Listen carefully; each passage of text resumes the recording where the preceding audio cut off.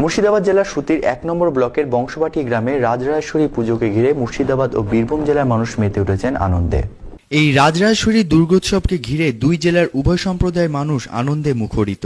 সাম্প্রদায়িক সম্প্রীতি মিলন উৎসবে পরিণত হয়েছে এই পুজো। জনসংখ্যা প্রায় ১৭,০০০। উভয় সম্প্রদায়ের মানুষের বসবাস। গ্রামের উত্তর ও পূর্ব দিক সারা বছর জলে ডুবে থাকে, যা বংশবাটি বিল নামে পরিচিত। পশ্চিমে হিলোরা গ্রাম, সেখানে শ্যামসুন্দর দেবের মন্দির আছে। বংশবাটি গ্রামের মানুষ সরস্বতী পুজোর পরের দিন শীতলা ষষ্ঠী থেকে মেতে ওঠেন অন্য এক পুজোয়, রাজরাজেশ্বরী মায়ের পুজো। পুজো শেষ হয় পূর্ণিমা তিথিতে। নবমী তিথিতে গ্রামের লক্ষাধিক মানুষের সমাগম ঘটে এই পুজোয়। এই বংশবাটি গ্রামে ভট্টাচার্য পরিবারে শুরু হয় এই রাজরাজেশ্বরী পুজো। পারিবারিক পুজো আজ বারোয়ারি পুজোয় পরিণত হয়েছে। দেবীর ভগ্ন মন্দির ভেঙে গড়ে উঠেছে নতুন মন্দির, যার উচ্চতা প্রায় ১১৫ ফিট। রাজ্যের উচ্চতম মন্দির হিসাবে আত্মপ্রকাশের পথে